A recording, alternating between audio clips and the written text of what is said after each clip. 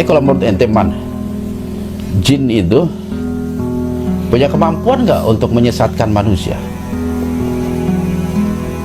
Atau iblis lah, bapak moyangnya jin, punya kemampuan nggak untuk menyesatkan manusia? Menyesatkan, ini Pak. Punya ya.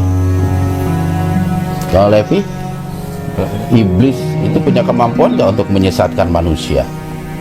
Bukannya nggak punya kemampuan Pak Ustadz, kalau iblis yang bertentangan sesat gitu Pak Ustadz.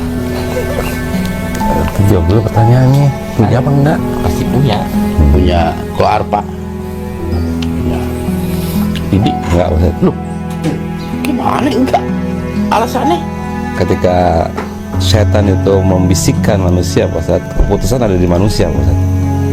Jadi iblis nggak punya kemampuan untuk menyesatkan manusia. Mereka hanya membisikkan saja, Pak Ustadz. Tetapi hati manusia itu kan ada sifat fujur dan takwa, Pak Ustadz. Ketika sifat takwa kita lebih tinggi, insya Allah bisikan-bisikan itu nggak akan bisa masuk mereka, Pak Ustadz. Kalau Hendra, iblis tuh punya kemampuan nggak untuk menyesatkan manusia? Punya Pak. Wah, Kali sendiri. Nggak apa-apa, Anda harus punya jawaban yang berbeda biar ada ilmu yang keluar. Menarik. menarik juga ini. Kalau sahabat syiar, kira-kira iblis punya kemampuan untuk menyesatkan manusia apa enggak? Coba dijawab, coba jawab. Ayo punya apa enggak, punya apa enggak? Ayo dukung saya. Di sini 4 lawan 1. 1, 2, 3, 4. Kacang jawabannya tidak bisa kepada orang-orang yang ikhlas. Oke, Kang Acep. Tidak bisa kepada orang yang ikhlas, Tapi ada orang-orang yang ikhlas ini. tapi tetap nggak bisa kepada orang-orang yang bermaksiat. Nah, bisa dong. Kan tadi Anda fujur dan takwa nih bilang. Enggak, jawabannya kan jawabannya satu nih. Bisa atau enggak? Iya Tidak. kan begitu. Bisa apa enggak pertanyaannya? Iya. Nggak usah dijelasin. Nggak usah dijelasin. Kalau ikhlas siapa yang bisa? Kalau dia maksiat, gimana? Tidak punya, setuju. Aduh. Nanti bisa Pak, kira-kira apa mau dirubah? Enggak, Anda tetap pada pendiriannya, Mas. Biar ilmunya keluar. Bisa Pak. Oh, Jadi iblis itu sama sekali tidak memiliki kemampuan untuk menyesatkan manusia. Alhamdulillah. Ya, Alhamdulillah. iblis itu tidak memiliki kemampuan untuk menyesatkan manusia. Sama seperti seorang rasul. Rasul itu tidak memiliki kemampuan untuk memberikan petunjuk kepada manusia. Iya. Kalau seandainya iblis punya kemampuan untuk menyesatkan manusia, manusia semua pasti sesat. Dia punya kemampuan kok. Begitu juga Rasul. Kalau Rasul memiliki kemampuan untuk memberikan petunjuk kepada manusia, semua manusia nggak ada yang kafir. Karena apa? Yang memiliki kemampuan menyesatkan dan memberikan petunjuk adalah Allah. May yahdillah fala mudhillalah wa may yudlil fala hadiyalah. Iblis itu hanya diberikan kemampuan untuk menggoda manusia. Tergantung manusianya mau ikut nggak dengan godaan iblis, bujuk rayu setan, tergantung manusia. Sama aja Rasul, tergantung manusianya mau nggak menerima risalahnya seorang Rasul, atau dia tetap dalam keadaan kekufuran.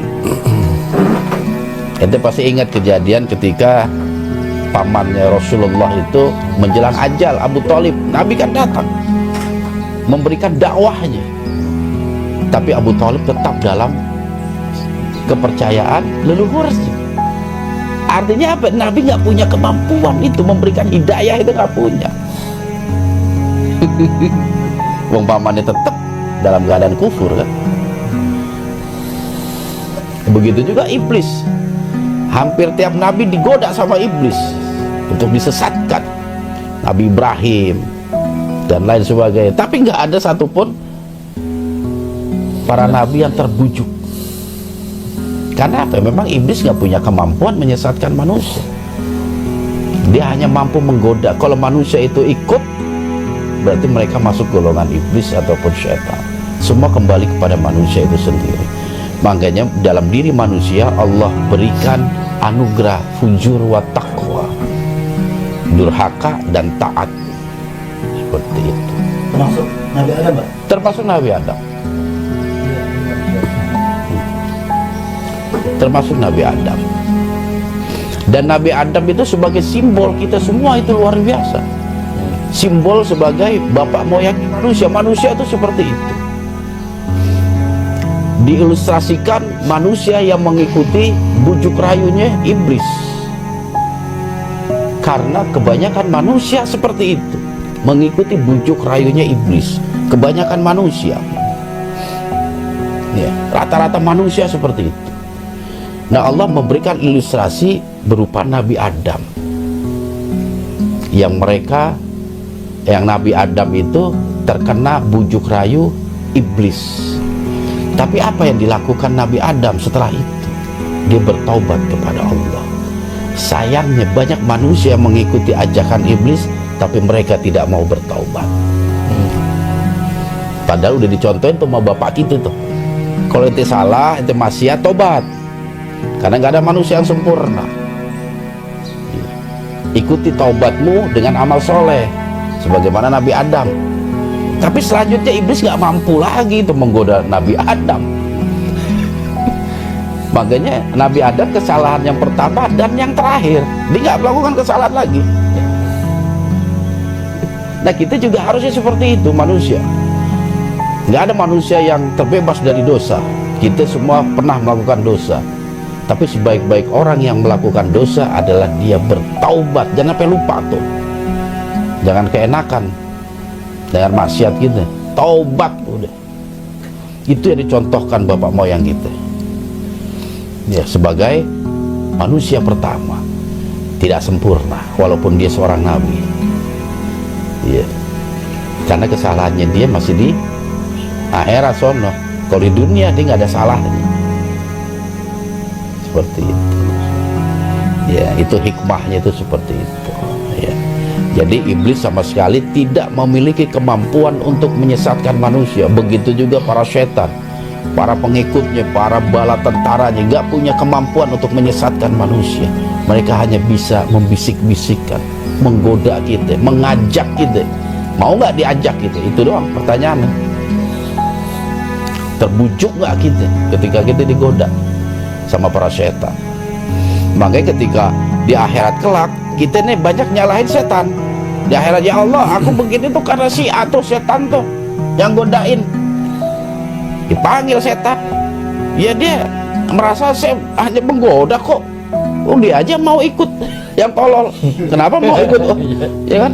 Kenapa mau ikut godaan saya ini? Ini bariun minka, aku ini takut kepadamu ya Allah. Masya Allah. Ini akhafullahu rabbul alamin. Ini bariun minka, aku berlepas diri dari apa yang dia kerjakan, karena aku cuman manas-manasin doang. Udah datang ke sono tuh, yang kemarin juga berhasil, gitu doang.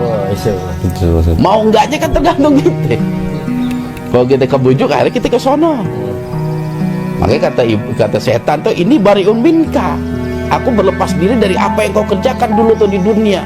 Suka minta ke makam, minta ke batu, minta ke laut. Ini bariun. Karena engkau mau aja saya ajak ke sana.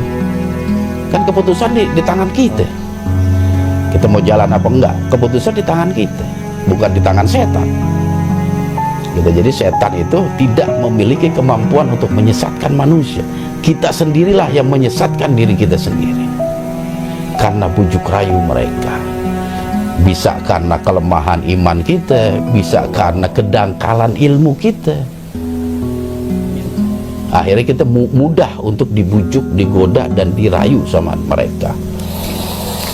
Begitu juga para nabi. Ternyata para nabi tidak ada satupun yang memiliki kemampuan memberikan hidayah, memberikan petunjuk. Karena Allah yahdi may yasha. Allah lah yang punya hak memberikan petunjuk kepada siapa yang dikehendakinya. Seperti itu.